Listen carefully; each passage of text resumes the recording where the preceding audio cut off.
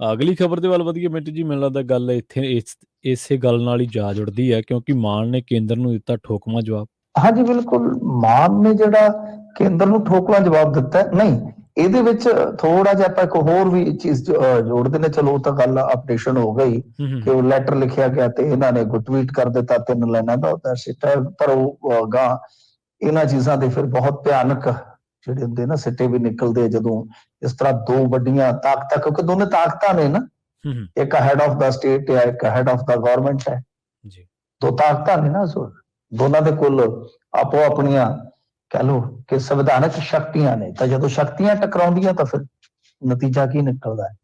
ਕਹਿੰਦੇ ਹੁੰਦੇ ਨਾ ਕਿ ਝੋਟਿਆਂ ਦੇ ਭੇਡ 'ਚ ਮਲਿਆਂ ਦਾ ਨਾਸ। ਤਾਂ ਇਹ ਤਾਕਤਾਂ ਨੇ। ਤਾਂ ਖੈਰ ਕੇਂਦਰ ਨੂੰ ਜਿਹੜਾ ਜਵਾਬ ਦਿੱਤਾ ਉਹ ਜਵਾਬ ਦਿੱਤਾ ਇੱਕ ਹੋਰ ਸੰਦਰਭ ਦੇ ਵਿੱਚ।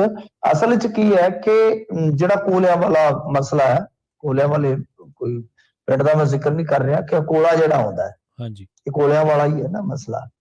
ਤਾਂ ਖੈਰ ਇਹ ਕੋਲੇ ਦਾ ਹੁਣ ਜਿੱਥੋਂ ਤੱਕ ਰੱਟਾ ਪਿਆ ਹੋਇਆ, ਤਾਂ ਮਾਨ ਸਾਹਿਬ ਕਹਿੰਦੇ ਆ ਕਿ ਵੇਖੋ ਕਿੰਨੀ ਅਜੀਬੋ ਗਰੀਬ ਗੱਲ ਹੈ ਕਿ ਸੂਬੇ ਨੂੰ ਲਾਟ ਹੋਈ ਕੋਲੇ ਦੀ ਖਾਣ ਚੋਂ ਜੇ ਕੋਲਾ ਕੱਢ ਕੇ ਅਸੀਂ ਲਿਆਉਣਾ ਤੇ ਸਾਨੂੰ ਰਾਹ ਕਿਹੜਾ ਦਿੰਦੇ ਪਏ ਆ ਕਿ ਪੂਰਾ ਮੁਲਕ ਘੁਮਾ ਕੇ ਕਹਿੰਦੇ ਘੁੰਮੀ ਘੁੰਮੀ ਕਰੋ ਬੇਟਾ, ਇੱਧਰ ਦੀ ਆ ਜਾਓ। ਉਹ ਕਹਿੰਦੇ ਕਿ ਬਿਲਕੁਲ ਅਣਉਚਿਤ ਕਦਮ ਹੈ।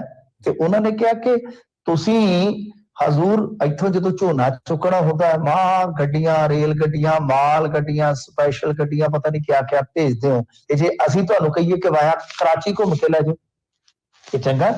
ਸੋ ਇਹਨਾਂ ਨੇ ਇਹ ਜਵਾਬ ਦਿੱਤਾ ਕਿ ਜੋ ਤੁਸੀਂ ਕਰ ਰਹੇ ਹੋ ਉਹ ਠੀਕ ਨਹੀਂ ਹੈਗਾ।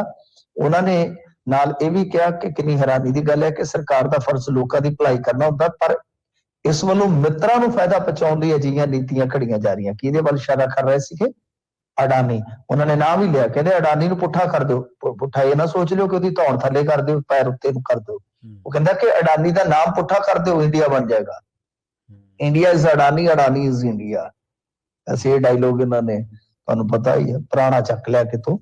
ਇਹ ਇੰਦਰਾ ਗਾਂਧੀ ਬਾਰੇ ਵੀ ਕਹਿੰਦੇ ਹੁੰਦੇ ਸੀਗੇ। ਖੈਰ ਇਹ ਸਾਰੀਆਂ ਗੱਲਾਂ ਜਿਹੜੀਆਂ ਨੇ ਉਹ ਇਹਨਾਂ ਨੇ ਕਹੀਆਂ ਨੇ ਕਿ ਭਾਈ ਅਸੀਂ ਇਸ ਚੀਜ਼ ਦੀ ਮੁਖਾਲਫਤ ਕਰਦੇ ਹਾਂ, ਕਿਉਂਕਿ ਅਸੀਂ ਲੋਕਾਂ ਦੇ ਹਿੱਤ ਜਿਹੜੇ ਮਹਿਫੂਜ਼ ਰੱਖਣ ਦੀ ਲੜਾਈ ਲੜ ਰਹੇ ਹਾਂ। ਨਾਲ ਉਹਨਾਂ ਨੇ ਇਹ ਵੀ ਕਿਹਾ ਕਿ ਜੋ BBMB ਆ, ਯਾਨੀ ਭਾਖੜਾ ਬਿਆਸ ਪ੍ਰਬੰਧਕੀ ਬੋਰਡ, ਤੇ ਉਹਦੀ ਜੋ ਮੈਂਬਰਾਂ ਦੀ ਨਾਮਜ਼ਦਗੀ ਵਗੈਰਾ ਕਿ ਉਹਦੇ ਵਿੱਚ ਵੀ ਅਸੀਂ ਪੰਜਾਬ ਦੇ ਹਿੱਤਾਂ ਦੀ ਰਾਖੀ ਪੂਰੀ ਹਿੱਕ ਠੋਕ ਕੇ ਕਰਾਂਗੇ, ਕਰਨੀ ਚਾਹੀਦੀ ਹੈ ਜੀ। ਨਹੀਂ ਆ ਤਾਂ ਦੇਖੋ ਗੱਲ ਕੀ ਹੈ ਕਿ ਸਵਾਦ ਵੀ ਹੈ ਨਾ। ਹੁਣ ਮਾਨ ਸਾਹਿਬ ਨੇ ਜਿਸ ਤਰ੍ਹਾਂ ਦਾ ਜਵਾਬ ਦਿੱਤਾ, ਵਧੀਆ, ਘੱਟੋ ਘੱਟ ਇਹਨਾਂ ਨੂੰ ਕੰਨ ਤਾਂ ਹੋਣ, ਕਿਉਂਕਿ ਦੇਖੋ ਇਹ ਬਿਲਕੁਲ ਇਹਨਾਂ ਦੀ ਗੱਲ ਬਾਤ ਆ ਸੀ, ਜਿੱਥੇ ਸਹੀ ਨੇ ਸਹੀ ਹੈ ਇਹ, ਉੱਥੇ ਸਾਰਾ ਪੰਜਾਬ ਵੀ ਖੜੂਗਾ ਇਹਨਾਂ ਦੇ ਨਾਲ। ਇਹ ਬਿਲਕੁਲ ਇਹ ਧੱਕਾ ਹੈ, ਇਹ ਧੱਕਾ। ਕਿਉਂਕਿ ਜਦੋਂ ਤੁਹਾਨੂੰ ਕੋਲੇ ਦੀ ਅਲੋਟਮੈਂਟ ਹੋ ਗਈ ਕਿਸੇ ਖਾਨ ਦੇ ਵਿੱਚੋਂ, ਤੁਹਾਨੂੰ ਉਹ ਖਾਨ ਜਿਹੜੀ ਫ੍ਰੀ ਚ ਨਹੀਂ ਮਿਲੀ, ਉਹ ਤੁਸੀਂ ਪੈਸੇ ਦੇ ਕੇ ਲਈ ਆ, ਤਾਂ ਉੱਥੋਂ ਤੁਹਾਡਾ ਹੱਕ ਹੈ ਕਿ ਤੁਸੀਂ ਉਹਨੂੰ ਟਰੱਕਾਂ ਰਾਹੀਂ ਲਿਆ ਸਕਦੇ ਹੋ, ਤਾਂ ਠੀਕ ਹੈ। ਬੱਸਾਂ ਰਾਹੀਂ ਲਿਆ ਸਕਦੇ ਹੋ, ਤਾਂ ਠੀਕ ਹੈ। ਟਰਾਲੀਆਂ ਰਾਹੀਂ ਲਿਆ ਸਕਦੇ ਹੋ, ਠੀਕ ਹੈ। ਮਤਲਬ ਇਹ ਆ ਕਿ ਬਈ ਅਗਲਾ ਭਾਵੇਂ ਖੱਚਰ ਰੇੜੇ ਤੇ ਲੈ ਆਵੇ, ਤੁਹਾਨੂੰ ਕੀ ਤਕਲੀਫ ਹੈ? ਹੁਣ ਕਿਉਂਕਿ ਸਾਡਾ ਰੇਲ ਮਾਰਗ ਹੀ ਸਿੱਧਾ ਬਣਦਾ ਹੈ, ਉਹ ਰੈਕ ਦੇਣਾ ਚਾਹੁੰਦੇ ਨੇ ਸਾਨੂੰ, ਜਿਹੜੇ ਉਹ ਸ਼ਰਤਾਂ ਦੇ ਤਹਿਤ ਦੇਣਾ ਚਾਹੁੰਦੇ ਨੇ ਕਿ ਬਈ ਤੁਸੀਂ ਜੇ ਇੱਧਰ ਦੀ ਆਓਗੇ ਤਾਂ ਰੈਕ ਵਰਤ ਲਿਓ। ਮਤਲਬ ਕਿ ਬਲੈਕਮੇਲਿੰਗ ਹੈ ਇਹ। ਜੀ ਜੀ, ਜਿੱਥੇ ਗੱਲ ਜਿਹੜੀ ਅੜਦੀ ਹੈ ਤਾਂ ਉੱਥੇ ਅੜ ਜਾਣਾ ਚਾਹੀਦਾ ਹੈ। ਇਹਨਾਂ ਨੇ ਜਵਾਬ ਠੋਕਵਾ ਦਿੱਤਾ, ਤਾਂ ਮੇਰੇ ਖਿਆਲ ਦੇ ਨਾਲ ਇਹਨਾਂ ਨੂੰ ਪ੍ਰਧਾਨ ਮੰਤਰੀ ਕੋਲੋਂ ਟਾਈਮ ਮੰਗਣਾ ਚਾਹੀਦਾ ਹੈ, ਜਾਂ ਜਿਹੜੇ ਹੈਗੇ ਨੇ ਹੋਰ ਮਤਲਬ ਕਿ ਮਿਨਿਸਟਰ, ਸੰਬੰਧਿਤ ਮਿਨਿਸਟਰ, ਯੂਨੀਅਨ ਮਿਨਿਸਟਰ, ਉਹਨਾਂ ਦੇ ਨਾਲ ਮੁਲਾਕਾਤ ਕਰਨੀ ਚਾਹੀਦੀ ਹੈ। ਔਰ ਉਸ ਤੋਂ ਬਾਅਦ ਦੇਸ਼ ਨੂੰ ਦੱਸਣਾ ਚਾਹੀਦਾ ਹੈ ਕਿ ਇਹ ਕਿਹਨਾਂ ਤਾਕਤਾਂ ਦੇ ਰਾਹੀਂ, ਕਿਹੜੀਆਂ ਸੰਵਿਧਾਨਕ ਸ਼ਕਤੀਆਂ ਹੈ ਜਿਨ੍ਹਾਂ ਦੇ ਰਾਹੀਂ ਸਾਨੂੰ ਮਜਬੂਰ ਕਰ ਰਹੇ। ਇਹਨਾਂ ਨੂੰ ਠੋਕ ਕੇ ਕਹਿਣਾ ਚਾਹੀਦਾ ਕਿ ਕੱਲ ਨੂੰ ਬਈ ਜਿਹੜੀ ਕਹਿ ਲਓ ਕਿ ਐਂਟੀ ਇੰਡੀਆ ਇੱਕ ਭਾਵਨਾ ਹੈ ਉਰੇ, ਤਾਂ ਉਹਦੇ ਚ ਇਹ ਚੀਜ਼ਾਂ ਮਜ਼ਬੂਤ ਤਾਣਾ ਬਾਣਾ ਬੁਣ ਗਈਆਂ, ਫਿਰ ਕੀ ਕਰੋਗੇ? ਤਾਂ ਜਦੋਂ ਇਹ ਗੱਲਾਂ ਕਹੋਗੇ ਪੈਰਾਂ ਚੋਂ ਨਿਕਲ ਜਾਣਗੇ, ਇਹਨਾਂ ਦੇ ਪੈਰ ਨਿਕਲ ਜਾਂਦੇ ਹੁੰਦੇ ਬਹੁਤ ਜਲਦੀ। ਕਿਸਾਨਾਂ ਨੇ ਕੱਢੇ ਸਨ ਨਾ ਪੈਰਾਂ, ਤਾਂ ਪੈਰੋਂ ਆਪਦੀ ਜ਼ਮੀਨ ਖਸਕਾ ਲੈਂਦੇ ਹੁੰਦੇ ਛੇਤੀ ਕੀਤਿਆਂ। ਖੈਰ ਮਾਨ ਸਾਹਿਬ ਨੇ ਚੰਗਾ ਠੋਕਵਾਂ ਜਵਾਬ ਦਿੱਤਾ ਤੇ ਦੇਣਾ ਵੀ ਚਾਹੀਦਾ, ਕਿਉਂਕਿ ਏਦਾਂ ਜਿਹੜੀ ਸਾਡੀ ਲਾਗਤ ਆ ਉਹ ਜਿਹੜੀ ਟਨ ਦੀ 4300 ਸਮਥਿੰਗ ਹੈ, ਉਹ ਜਾ ਕੇ 6700 ਤੋਂ ਉੱਤੇ ਪੈ ਜਾਏਗੀ।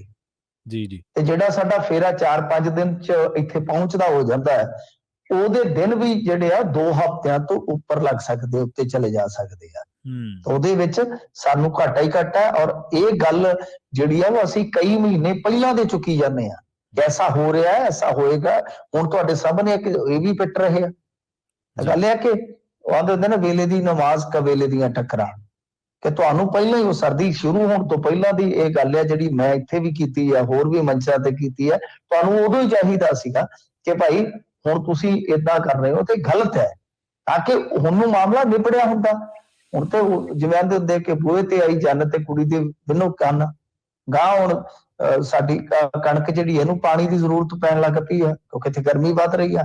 ਫਿਰ ਉਸ ਤੋਂ ਬਾਅਦ ਨਾਲ ਦੀ ਨਾਲ ਤੁਹਾਨੂੰ ਪਤਾ ਪਨੀਰੀਆਂ ਲਾਉਣ ਦਾ ਕੰਮ ਸ਼ੁਰੂ ਹੋ ਜਾਣਾ, ਝੋਨਾ ਲਾਉਣ ਦਾ ਕੰਮ ਸ਼ੁਰੂ ਹੋ ਜਾਣਾ, ਤੇ ਉਹ ਤਾਂ ਫਿਰ ਆਪਣੇ ਹਿਸਾਬ ਨਾਲ ਚੱਲਣਗੇ ਤੇ ਇੱਕ ਮੌਕੇ ਤੇ ਜਾ ਕੇ ਤੁਹਾਨੂੰ ਝੁਕਣਾ ਪਵੇਗਾ। ਪਰ ਜੇ ਲੜਾਈ ਪਹਿਲਾਂ ਵੇਲੇ ਸਿਰ ਵਿੱਢੀ ਹੁੰਦੀ ਤਾਂ ਮੇਰੇ ਖਿਆਲ ਦੇ ਨਾਲ ਉਹਨੂੰ ਇੱਕ ਪਾਸਾ ਹੋਇਆ ਹੁੰਦਾ।